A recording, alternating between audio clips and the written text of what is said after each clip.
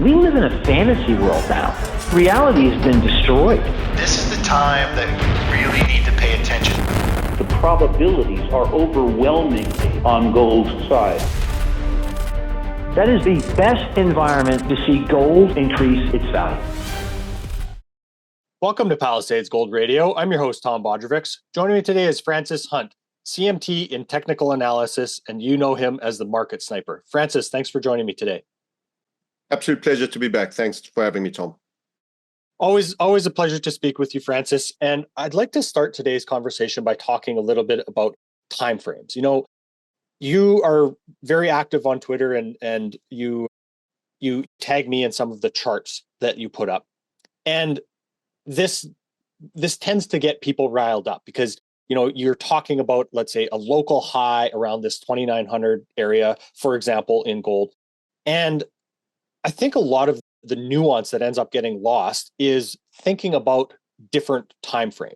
You've been talking a lot recently about being investment long, yet short to medium term neutral. So let's start by separating out these ideas and timeframes specifically so that there's a little bit less confusion, I think, when we're talking about these things, if we could.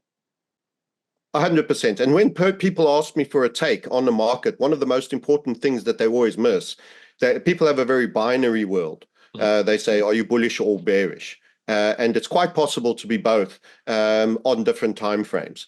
And we in our HVF method, we actually have macro. We actually have a super macro, which is a +1 time frame. So where are we when I look at annualized charts, which is really big, and even 12 months, 6 months. Then we have our 3 primary time frames, which we consider major, mid, and trigger time frame. So we have opinions across all spectrums of time frames.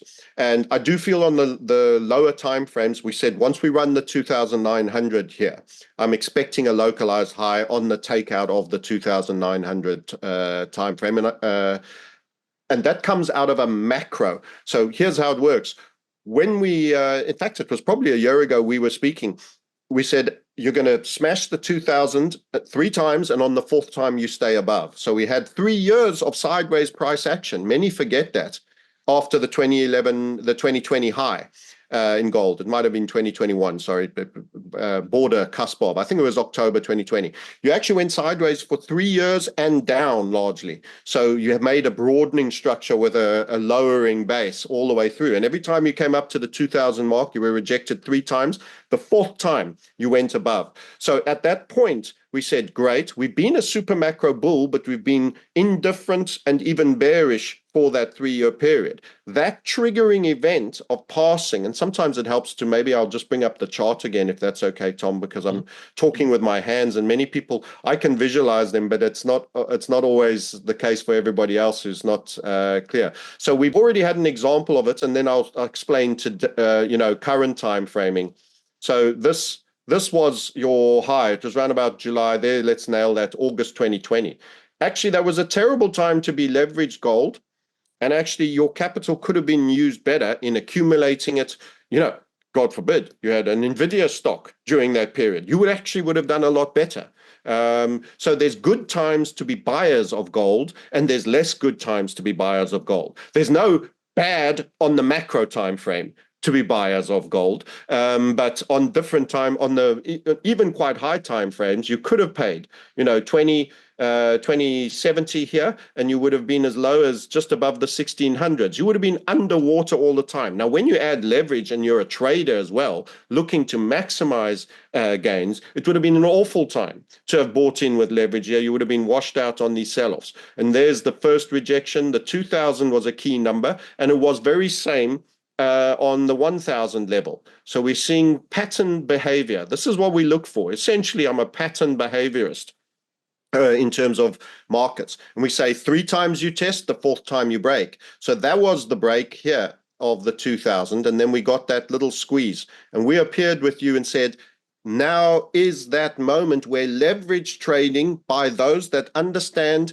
have stop losses, money management principles, will benefit immensely to the upside on top of their investment. In other words, the short, medium term, and macro term are all green lights. Think of Formula One.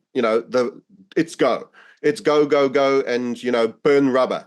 That's how good it is, go. And you can see how the market moved up there. You blew away 2-3 really quickly. You chopped around a small bit. Then you had another massive leg up. And then we had what we call our HVF, a second one. So this entire move, which is a flag, we did a flag draw for you on this entire move of $900 has come from this continuation pattern. So you had a bull flag pole that's generated there. You had the sideways and downwards megaphone, which we drew for you there. And we said, right, from that low, 2.9 is the next thing. At 2011, you actually had this risk-reward ratio, this green and pink. So let's just highlight it. It was a 38 times all the way that you should have been leverage long. You don't have to be, obviously. I say should have. There's no compulsiveness.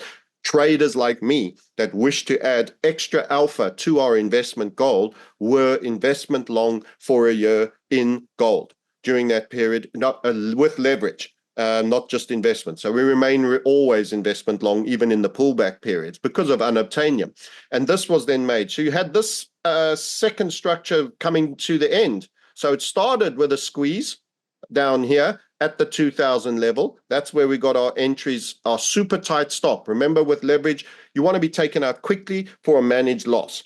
That's your money management. However, you want an asymmetric gain to the upside. So on that short time frame, we were leveraged bullish as well as macro bullish, which we will always be in gold in a debt failing system. So that's a fundamental comment, not a technical one. But in terms of the technicals, once you made the 2.9, and we had this setup also gave 2.9. We had a confluence of targets. So the shorter time frame, the 4-hourly setup here, gave us a target at the same place as the bull flag. It's kind of like a bull flag. It's a megaphone flag, you can call it if you want. You essentially had a confluence of targets there at 2.9. When we get a confluence of targets, why are they targets? Because they're good places to get out. What usually follows that is pullback, churn, and less of the upside bit. Now, remember, a target should just be run. So I go back to that 4-hourly time frame just to bring everybody up to today. And we've been saying, guys, we're closing leverage on metals now. We are calling time on the leverage part, but we remain investment in it. And what did you get? I've got a lot of labels here. You got your 29.40 run. So there was the target run. You then got sold off. You then did a double top here. And then you got sold off more violently. So I'll even drop that to a 30-minute time frame just to get that recent price action. So many people would have noticed the usual late on the Friday, not-for-profit selling. Well, actually, there was data with that, and we kind of predicted that. We said we're probably expecting to be out on Monday. When then on payrolls day, which was Friday, last Friday, we said we're probably going to be out on Monday of the previous week. Come Friday, you got this data, and we were chatting about this before we started. It was a terrible miss of data on retail sales on Friday the 14th. You were expecting a forecast of 0.3, which was already down on a previous 0.7, and you made minus 0.4. That's not even close. I know people will look at that and say, well, they're decimals. It's huge when you multiply it by the scale of the economy. So core retail massively down and retail sales even further down. That was a massive, massive miss. Weakness in the economy. Why should gold go down on that? I actually think it probably should have gone up because supposedly interest rates are less likely to climb on those numbers, and supposedly it goes up. But no, that was enough for the market participants, let's just say, to slam gold on that day. Let me get my gold chart back. So you're down. So our prediction was on the short time frame, because your questions are about time frames. If you're building lump sums, don't buy the high, ideally. It's about gaining gold ounces. So be effective about your point of entry, even if you're not a leverage trader. And by the way, we don't jump in. We don't have 9 screens and jumping in all and out. So we predicted a soft rally because there was a bit of buying coming back at the 2880, and we think you can come off and make 2816. You might trade even below 28. It's not a train smash. Macro, very bullish. Medium term, kind of neutral. Short term, even I don't want to say bearish because people will just misconstrue that, but I would expect a bit of softening potentially on gold at the moment. And it's almost too much positive news. I also want to say this. The news has been that positive that everybody's been expecting the whole hypothecation thing. The gold bug's true fantasy is the eventual breakout of truth and hypothecation and the fullness of the fraud, and gold just super spiking. And actually, we've had a lot of news about, the London bullion moving to America and all of that. That kind of is the setup for that. And they will never let that kind of news come out if it is exactly that's going to happen. If they're letting it come out, is because it's probably close to a high. Everybody turned super bullish on gold, and all these stories were dropping as we were running into our 2,900 targets, which is why we are usually selling on bullish news, and the wrong people are buying on bullish news. Trading news is death. It's always baked in. It's always baked in by the time you hear it. And also the narrative won't be the narrative. I suspect if we were to get our eventual hypothecation fraud news, they will try hide and mask that as much as possible. The news we were given was kind of like, hey, Tom, what's 1 + 1? And you go, I know this one too. It's a setup. It's too easy. It's a setup. They're not going to give you all that news flow. Oh, and America's scrambling to get gold, and Britain's emptying their vaults and they can't deliver. This is hype. That's how they hype you. This is the kind of stuff crypto kiddies chase into on Trump and Melania coin. We've got to be better than that. I think when we have our big narrative of collapse, it's more likely to be a story of, oh, no, COMEX is off today. We got a DDoS hack from Iran or something else. They will obfuscate and misrepresent as much as possible, and you find out truth in retrospect. If you look at anything around the events of March 2020, all the facts that have come out that are proving many people's suspicions have come out in retrospect later. They never gave you the full news. They told you the exact opposite. And that's why I think there was a little bit of a patsy call with the news as well. And people are too hype driven and emotion driven. And that news flow was like, that's it, it's going to go down. And one other person, I have to give credit to Peter Brunt. He showed that actually when premiums get really high on the lending, you often get the metals prices going down. He had some historical information on that. And that's counterintuitive, but he showed a number of charts. So that's kind of interesting. And it dovetailed with, hey, you're at our technical target. Again, let me stress, we are very bullish metals for the long haul. We are in a debt-based collapse. Remember that. If you look at my face, you've got to hear that phrase first before you hear anything else. The reserve asset you were sold, which was debt instrument, is in a state of collapse. It was supposed to be boring. It was supposed to give you a small coupon rate and go up incrementally, and you chase the alpha on your equity in a 60-40 portfolio. What people don't know is before all of that, you had gold in that portfolio. And as I was mentioning to you, the legacy Italian families would have a third property, a third gold, and a third equity. So, having 20% gold and 10% gold was not a lot. It was real insurance and real money. It was like holding better than cash. Of course, it didn't pay you an interest. After the financialization of everything under Greenspan, it almost got eliminated from portfolio. And you say, hey, there's this reserve asset called bonds. Not when you are proliferating it at this level. I use my old pink Crocs example, with container ships bringing them. Once everybody who wants a pair of pink Crocs has one, you can't give them away to the rest of the people, and yet they still keep coming. This is our debt markets. So yeah, it's quite a long form answer, but that's my take on time frames. You can be bullish and bearish on different time frames. And the question when people ask, how are you sitting? I'm a macro bull permanently on gold until we have clearly surpassed the full-blown reset moment. And even if we do a reval, I'll answer a question you haven't even asked, but if they ever did a reval of gold, that would become a floor. It wouldn't become the new value. That would just mean governments are buyer at that level and people should buy above even. You've got a backstop. So until we have some form of full-blown, and you'll know it when it happens, gold doesn't accumulate. However, be smart how you accumulate. And if some people that have some technical now are saying localized high, and you're getting all the hype news being fed to you that you are, maybe it's not in a counterintuitive way the time to drop your big lump sums. keep dollar cost averaging for sure. But I'm actually mildly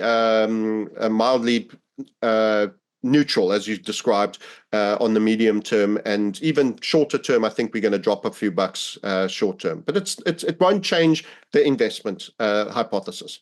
Mm-hmm. Well, Francis, thank you for that, because when we have these discussions, people can. I really find it's almost just losing the forest for the trees. Just because you're, let's say, even let's call it short-term neutral, not even short-term bearish, that doesn't mean that over the long term you're not bullish on, let's say, physical metal and over that longer term. The other part of that I wanted to touch on with you is how let's say, these cycles are speeding up and what that shorter and shorter time to achieve these new benchmarks in price mean. Yes, it's a great it's another great point you bring up. In fact, I would like to just add to the wisdom of your question, actually, by again showing the chart and giving people an idea of how that's changed for new highs. And it's quite clear that there is, and someone noticed that it's almost as if there's a multiple of 3 in it, because it keeps the period inside which we are taking to make new highs are getting significantly less. But if you just look at the lulls, the last bull high here, we should divide this by CPI, by the way. I'll just do that as well. This is according to the liar stats, as I sometimes like to say, of big government.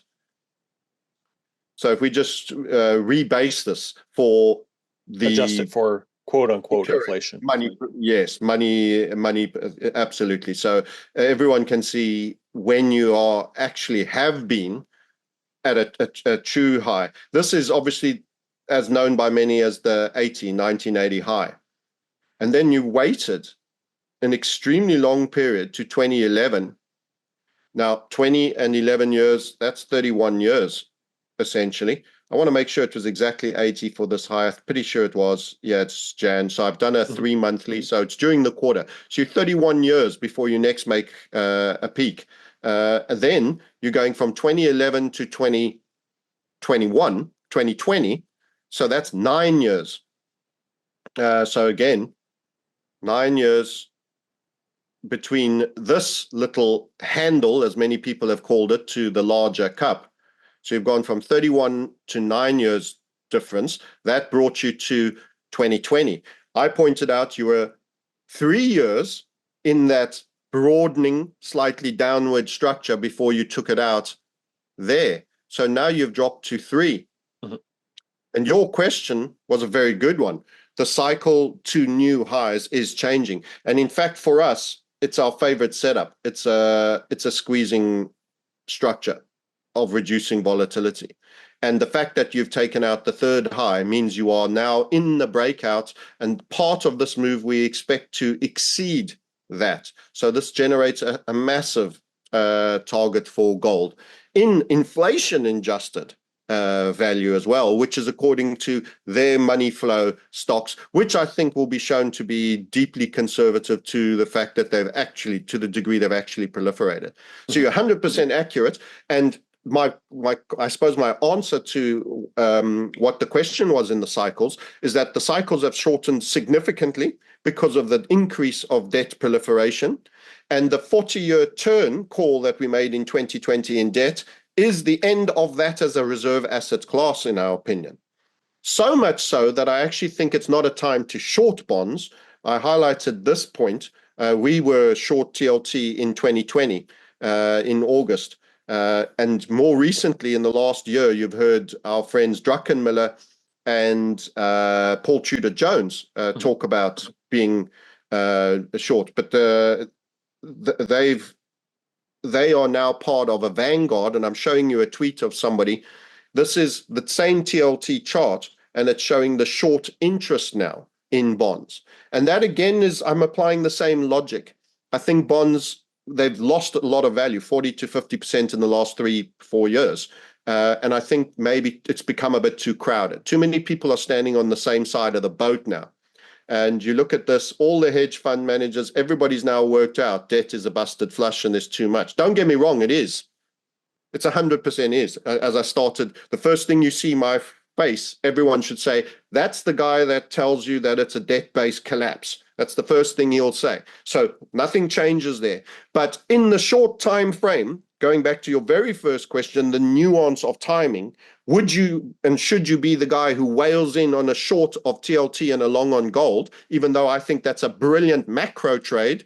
You just missed the entries. You should have been in with us when we shorted in 2020, the TLT, and you should have been long gold then. Right now, possibly not the thing. So if the debt market is going to not weaken too much now, maybe it's the dollar that'll weaken. Again, good for gold. So short term, we go down and sideways, having made the target, but with a bit of dollar weakness in due course, the bid will come back. So I don't think this is a protracted period of, it's a mere localized higher with a minor continuation that will end up going higher. So I'm wondering if the dollar isn't going to start having to carry the weakness in the debt market because it's become too crowded. So what is the debt market doing, you might ask? Because we talk about it being a debt-based collapse, my apologies, I want to bring it up here. That's your US 10-year. This is the yield. So remember, this going up is the valuation going down. And we've called on this fella that it's in a falling wedge and will break to the upside. That happened in December of 24. You broke out of this. So one impulse, two impulses, and then a small dip, and you broke. And then we started to have the yields running up really high. What you're seeing now is actually it's pulled back a little bit on the weekly. It had a bit of a rally, and then we got that Friday super weak economic number, which is very, very... So maybe they start talking more truth about the weakness of the consumer, is my feeling. And with that, that gives them more leeway. So I have a feeling Trump would want rates down, and without saying it, he's not going to say, I want a weak dollar. He's never going to stand on the stage, which has always been pro-dollar. It's not a kind of thing you want to be a cheerleader, but deep down he wants that. He'll maybe say, I want lower rates, which is his way of saying weaker dollar. And on that data miss that I just showed you, which is core and retail, which led to the crash down on the Friday on both silver and gold, which we expected because we had that target already in. But others would say, oh, damn, there they go again. So this coming down of yield is actually a bit of a bid into the debt because the yield's coming down. So then we say, well, what's the dollar doing?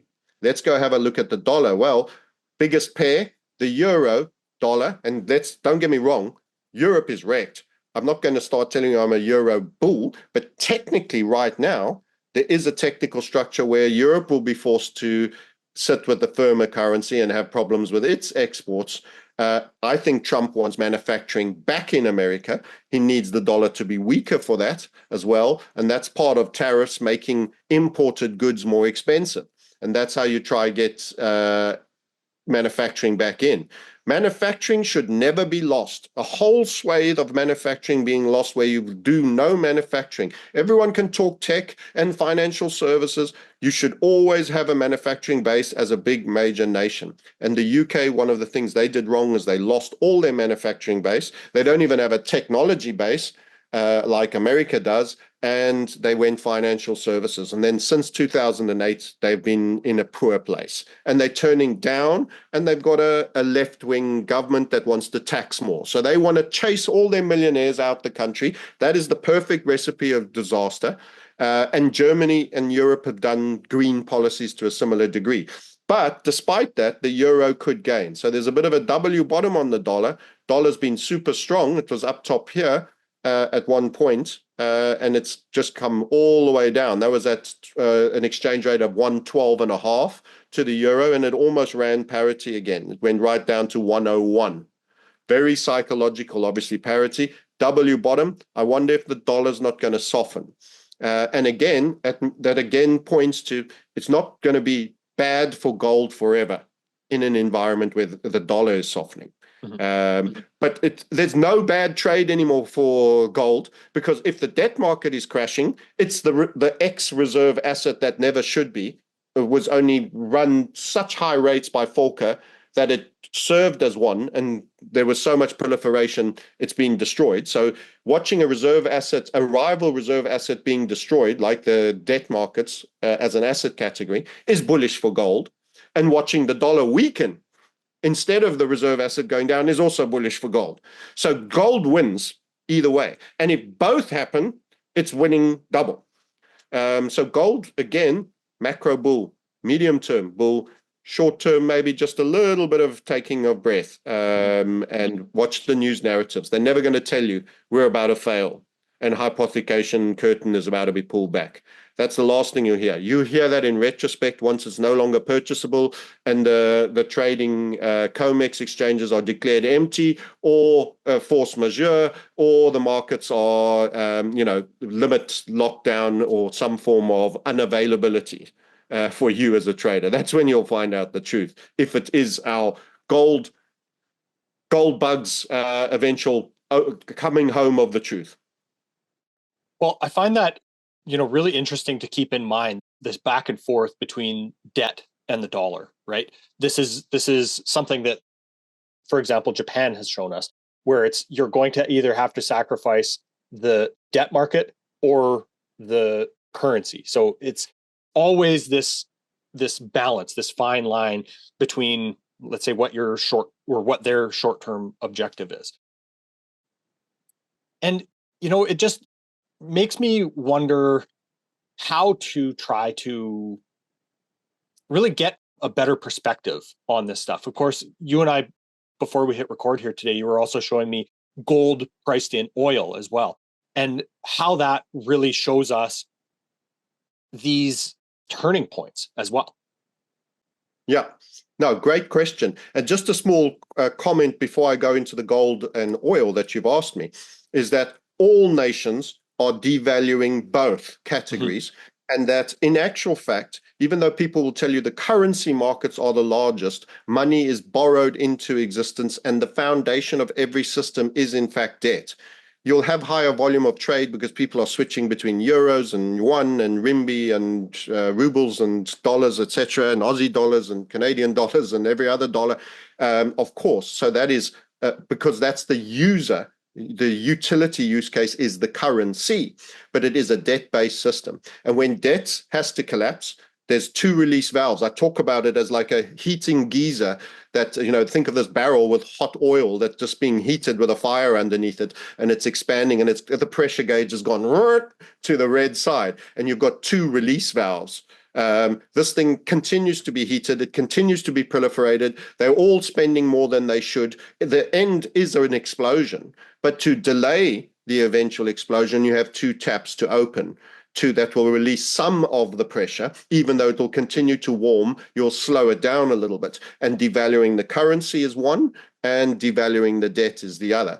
How do you devalue the debt? You create inflation and therefore have to rise interest rates, which is what Volcker did on the Vietnam debt that was raised under LBJ and Nixon, etc. Or you kill your currency, which is what people have become familiar with, what looked like the one-way trade on the Japanese yen until the carry trade showed up in August of last year. So think of that analogy. I like giving visual aids to people. There's the heating geyser. It's going to blow, but you can try buy some time to save people, while you're getting them out the house and getting them into gold. Your question, gold and oil. Respond to that. It's a very interesting one, and I have to, without sounding too self-proud, because we get a lot wrong, but I have to refer to a previous instance where we were pretty accurate and we called for single-digit oil. And many people don't realize that was actually a two-part trade. On the stages where we appeared, where we said, this is your key trade for the year ahead, one of which was the dollar vigilante, and I will be doing a virtual appearance, not a physical one this year, with them again on the 22nd, and I'll be talking about the 6 key trades. But one I did in 2020, February, and I'd also repeated this presentation in 2019 in Durban as well to a crypto crowd, was that you should be short oil, long gold. And we had a single-digit target for oil alone, which ended up trading zero, in fact negative. And gold actually did incredibly well, even with the lockdown events. It had a dip down and then it made new highs, and it had already run quite a lot. And we had an inverted head and shoulder. So this is a technical pattern. So when we build a view that's short oil, we wanted to see a bearish pattern on oil. And we'd seen it. We had the falling wedge. We've got videos out on that. I'm not going to dig too deep on the oil part because you've asked me about today. But by understanding what happened in 2020, I'm going to show you that we're in a similar place again in a very peculiar way. So I'm actually making the same call twice in a 4-year, 5-year time frame. So this is what happened, just to make sure this pops easily. This is gold divided by US oil. Typically WTI is the one, and it's a weekly chart. And we said, listen, you've got a left shoulder ahead, and you've got a right shoulder here, and we're seeing the value of gold going up immensely in oil barrels. So not only because of the currency effect you were talking about, and so much is being played on devalue the currency. What can we measure gold against that doesn't have all the political interference and, you know, all the usual malfeasance? Let's have a commodity. Now, whilst this is technically a commodity neutral trade, I don't consider gold a commodity. I consider it real money. And when you're in a debt-based collapse, the only the only alternative is gold. But that said, it is technically a commodity neutral trade. And we ended up getting an infinite return on this. We were short oil, we were long gold, and it did exceedingly well. This chart actually spiked so high because you ended up dividing by naught. You can see the ridiculousness of the situation. And that was oil going to literally nothing. That meant in gold ounces, you could have almost bought infinite amounts of oil. You literally could have had hundreds of oil tankers per ounce. I mean, it was an anomaly. Let's be frank and say it's pretty much a one-off anomaly. So let's bring your question to today now, having shown that and said why that was a great trade, and the same trade is on again. The same trade is on again, and I would say even better quality pattern. By the way, oil, we said again, oil would go through $100 in a snapback reaction post that. And you can see how harsh gold sold off against oil barrels. You can see a bear flag there, and it went all the way down to here, where you went from hundreds of oil barrels for an ounce of gold to only getting 14.7, the low. And at that point, we were at $129 oil. In June 22, somewhere in there. Yes, that's right. June 22. That's it. Right over there. Good call. Now, what we highlight is then you're in the same setup.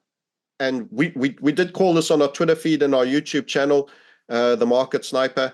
Here it is, another head and shoulder. And what are you getting? And I want to add a little bit of extra color to this as well, Tom. To me, oil is a proxy of economic activity and consumer strength. Travel, holidays, packaging, buying goods on Amazon, delivery, all of that. All of that involves the burning of oil. Consumer wrecked, aka think lockdowns, nobody traveling, not much going on, a lot of people not being paid, businesses shut down, very consumer wrecked vibe. You had that infinite spike. So we're in the same head and shoulder, triggered and broke in 2024, around about the time we were making that call. And since then, we've been progressing. So how are we doing today? So let's show you, let's take it to current. And this is the movement. And where and what are we calling? Because we've told you we called 2.9. We said you'll get a localized high after there and you'll rest a bit. I don't think it's long for gold. It's not the one that's going to rest a lot. This is another example. But remember, so far this movement, mainly gold is strongly up. Oil is marginally down. So most of this move since this triggering event here, we broke the level there. Most of this move, natural return move to the neckline. The neckline was 28 barrels of oil per ounce. You're at 14 down here. You're at 40.7 now. And the target is up top. Let's move those two handsome bald men's faces out the way so we can see that.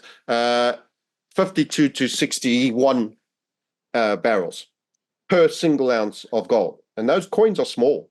That's a lot of barrels that have to be dumped in your backyard for handing over one coin. You'll burn a lot. You'll drive a lot of vehicles for a long, long time on that. So that's a big move from 14.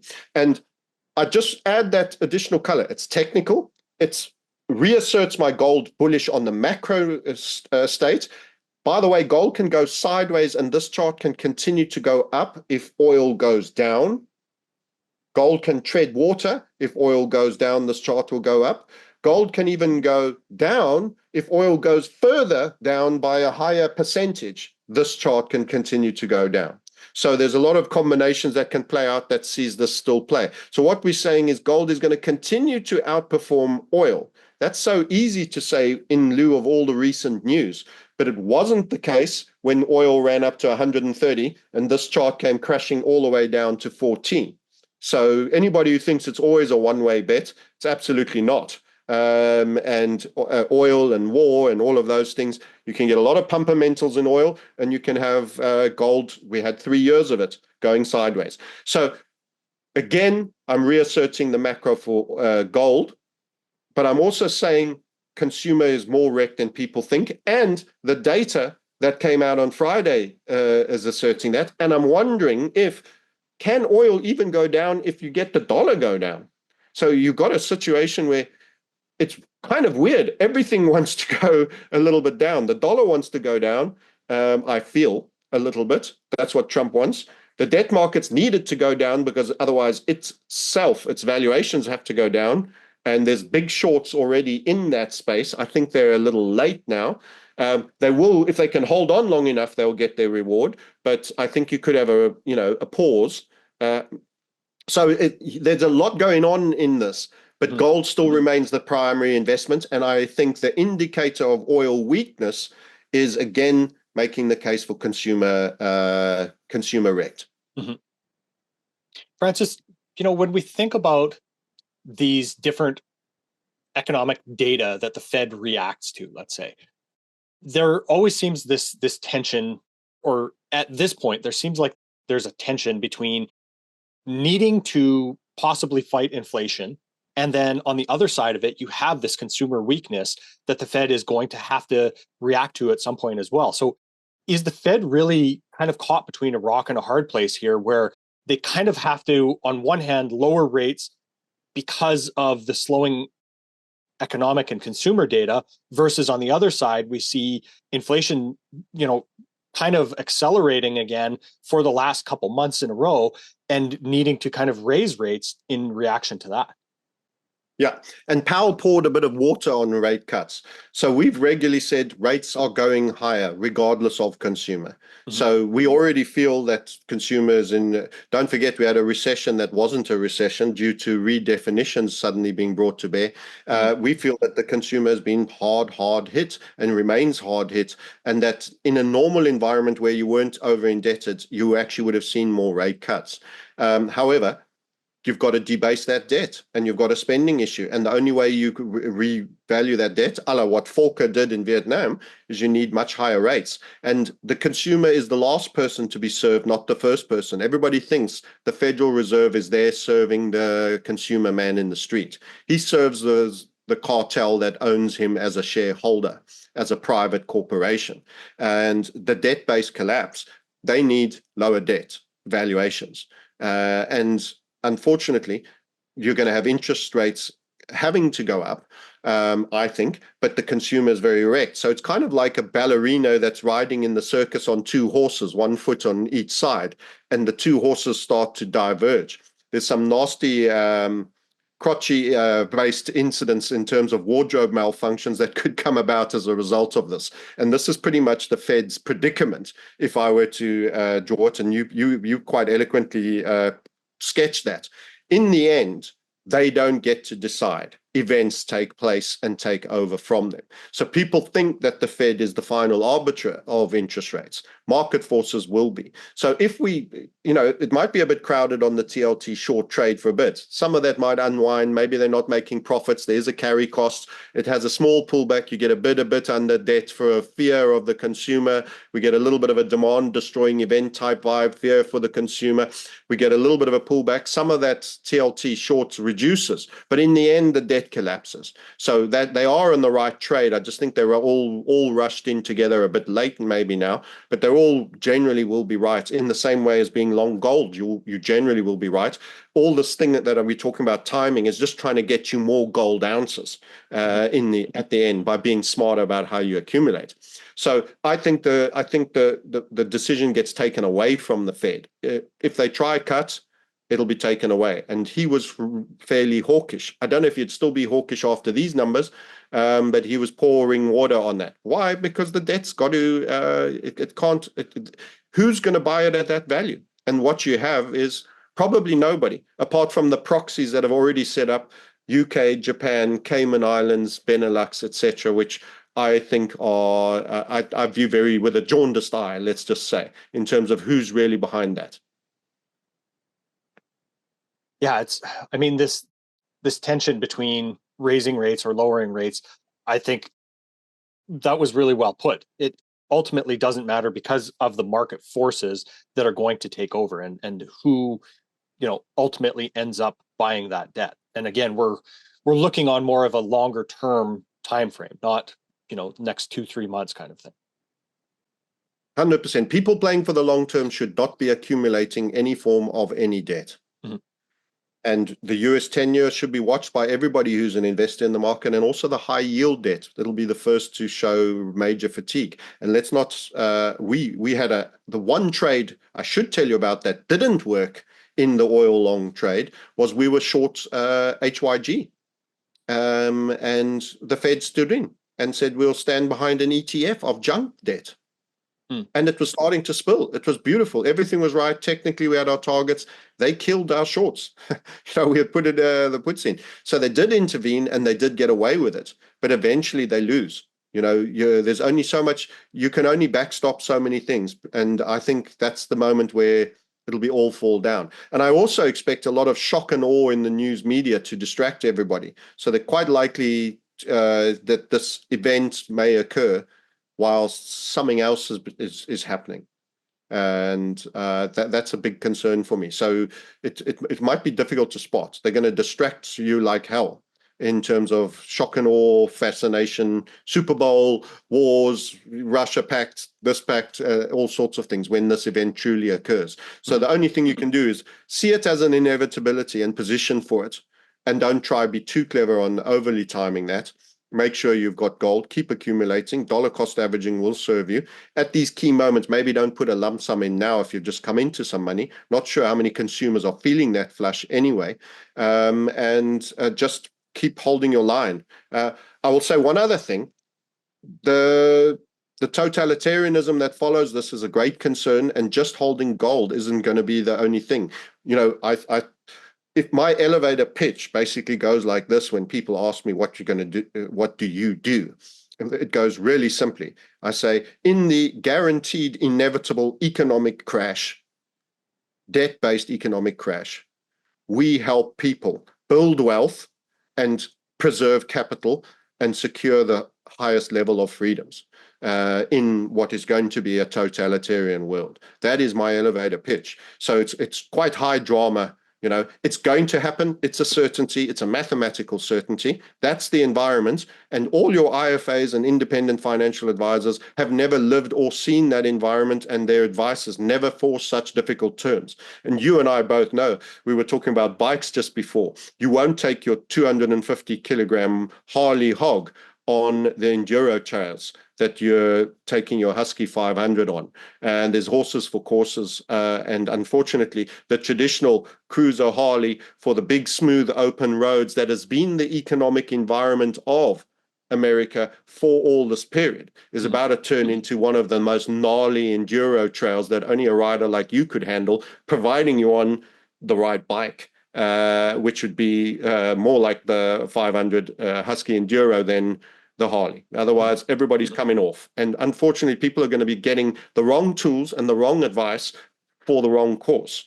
And it's about to get a lot more bumpy. That's a perfect way to visualize, I think, what is coming. As you said, it's a mathematical certainty, and recognizing the course that we're going to be on is extremely, extremely important here. Francis, if we could we look at one more chart, and that's the chart of silver here. Friday was a really weird day in the markets. It seemed like pre-market, silver was up quite a bit, and then as soon as New York opened, it's, whatever they want to call it, lots of profit taking. But let's look at that over that kind of medium term.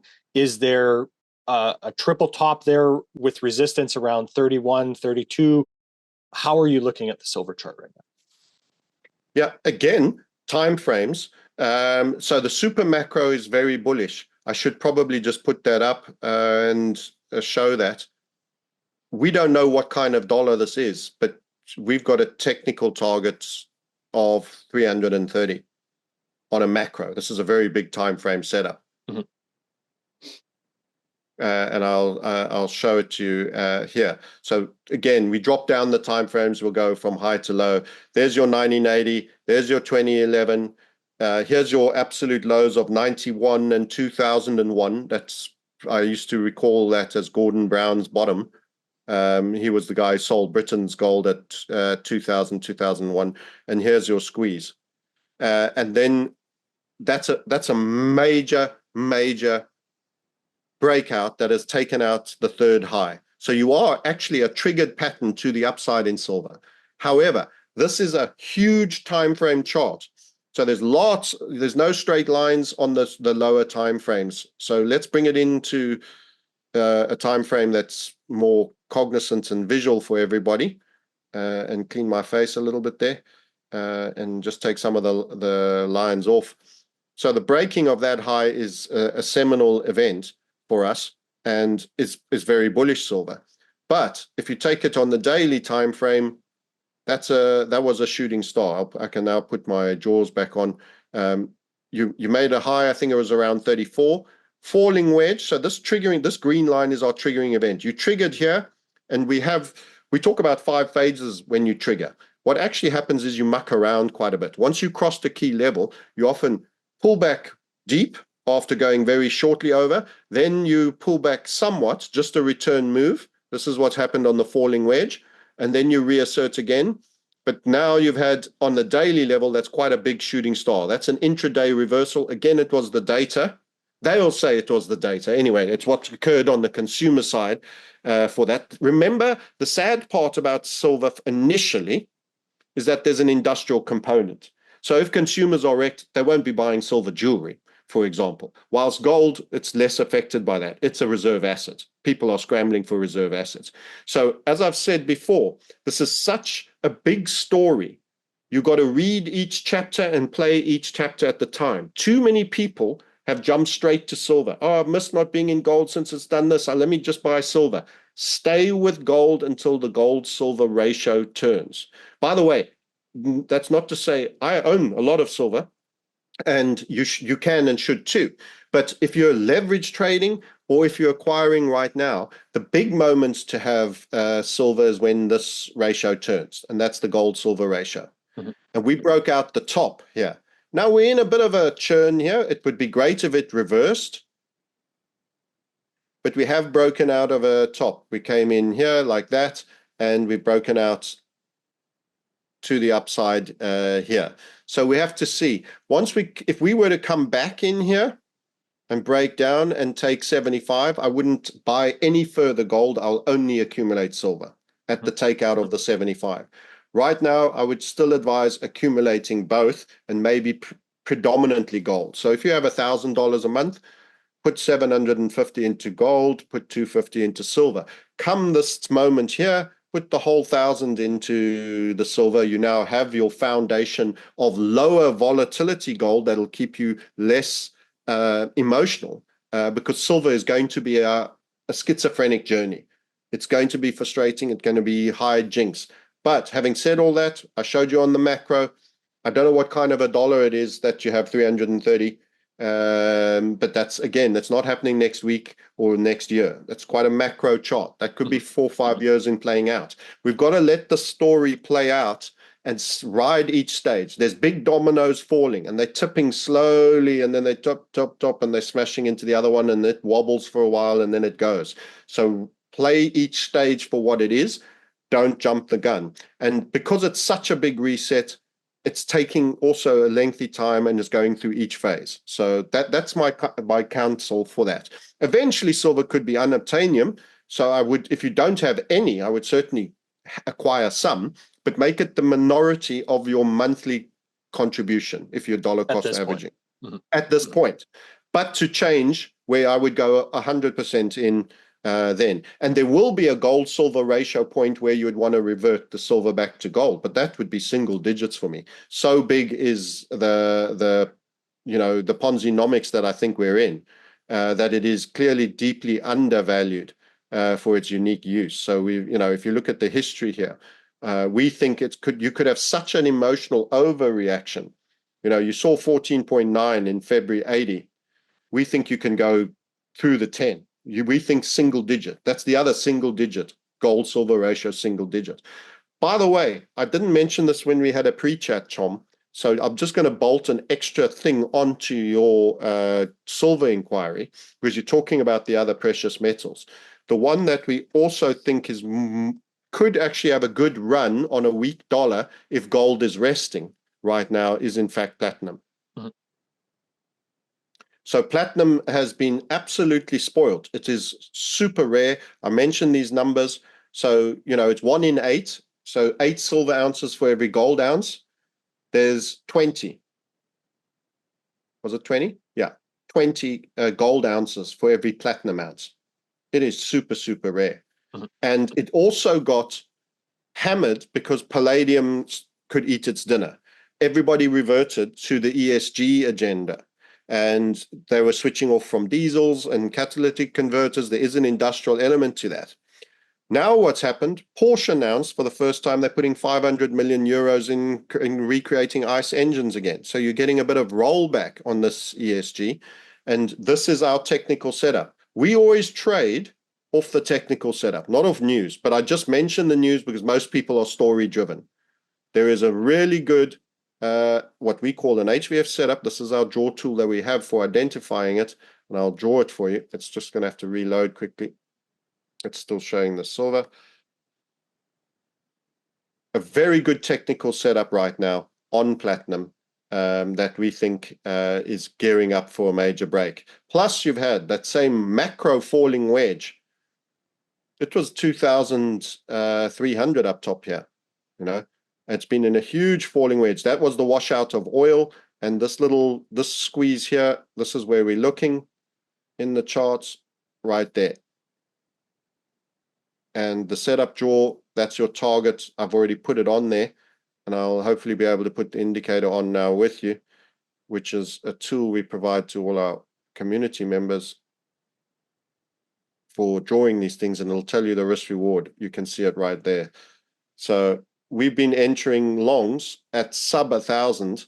Now, I don't think it's about to rip right through. Remember, if gold has a little bit of sideways and maybe a tiny bit of pullback, and silver got slammed on the shooting star and everybody's still in a bit of a freak out in the new week because the data was so bad, it's not going to be a super buoyant first few days of this week for precious metals.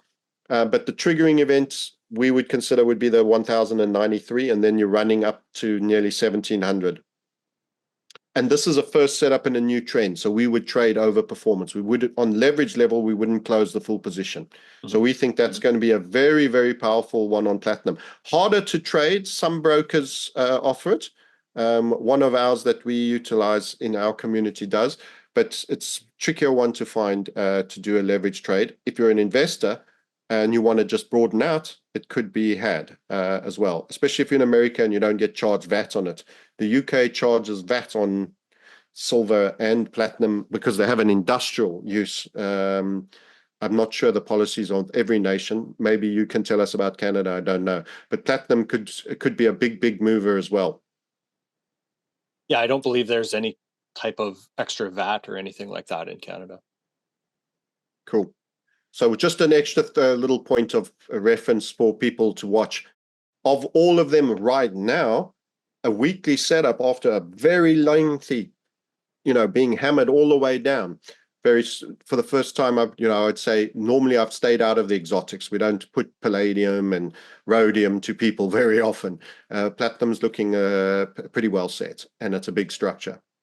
You're just saying that because you're from South Africa, Francis, and you like. Yes, that's right. That's right. Got to deal with that. Russia and South Africa are the big providers on that one as well. Yeah. So, Mhm. super sketchy nations. Excellent, Francis. Well, I really appreciate this discussion about keeping these timeframes in mind. I think it's so important, when we're having these discussions to, unfortunately, we frame what exactly we're talking about because it does sometimes get lost. So I appreciate taking the time to walk us through that. Is there anything that you'd like to leave our listeners to think about before we wrap up today? I think people are underprepared. Buying gold and silver is good, and it's part of your financial preparation. Mhm. I do feel you've got to bear in mind that there are totalitarianism forces that are going to be looking to have you tokenize and show all your wealth. Privacy is the biggest victim of the last few decades. It's been absolutely gutted and destroyed. The people that think they are the kings and government gods of our worlds and nations actually feel it's their right to know everything about you, and they scrape it. If you the Snowden, Assange revelations, etc., etc. My concern for everybody is that if gold does get revalued, you'll have unrealized capital gains. You'll be required to maybe first in some CBDC tokenized venture have to declare and under force of great criminality, your assets, and there's going to be tokenization. And I think you have to prepare for whether you're going to go dark on your metals holdings or not, and how you will deal with, there's a big difference between morality and the right of how you're entitled to live and legality if you're a government and can write up any laws you like. And I differentiate between the two. I want to see humankind, man in the street, survive, prosper, be free, be wealthy, and preserve their capital. And I personally feel that there is essentially a Bolshevik type revolution, which is using a more technocratic version than that the Russians faced at the time, which is accumulating farms, accumulating lands. So there's a lot more to winning in this game than just buying gold. How prepared are you? Expect a certain amount of your plans to fail. We specialize in that. As I said in the elevator pitch, I suppose, there's outlier abnormal events, and it's probably to bring about a global surveillance, technological Bolshevik communism. And they need you to be ward of state, a UBI serf, and it's part of that, and they want to flush you out at the lows. So ensure that you live within your means, you get debt out of your lives, because an interest rate spike could destroy your balance sheet at any point. Understand your vulnerabilities, and that's the focus of our community. And people who want to find out more can go to the Market Sniper YouTube. We discuss crypto as well. There's the Crypto Sniper as well, and of course on X under the same acronyms. So if you like, you're welcome to engage, and you can book a call. We talk to everyone before they come on board, just so that they understand exactly what we're all about.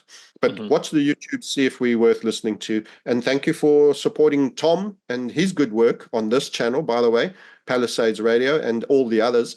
And thank you for listening to me. And I bid everyone a safe journey ahead. It's going to be interesting times. That's quite the understatement, but I know exactly what you mean by that, Francis. It's always a pleasure to speak with you, and look forward to the next time here.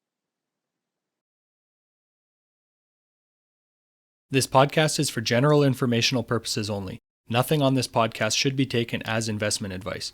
Guests on this show are not compensated for their appearance. Listeners are urged to educate themselves and make their own decisions. Do not base any investment decisions on the information contained. To view our full disclaimer, please visit our website.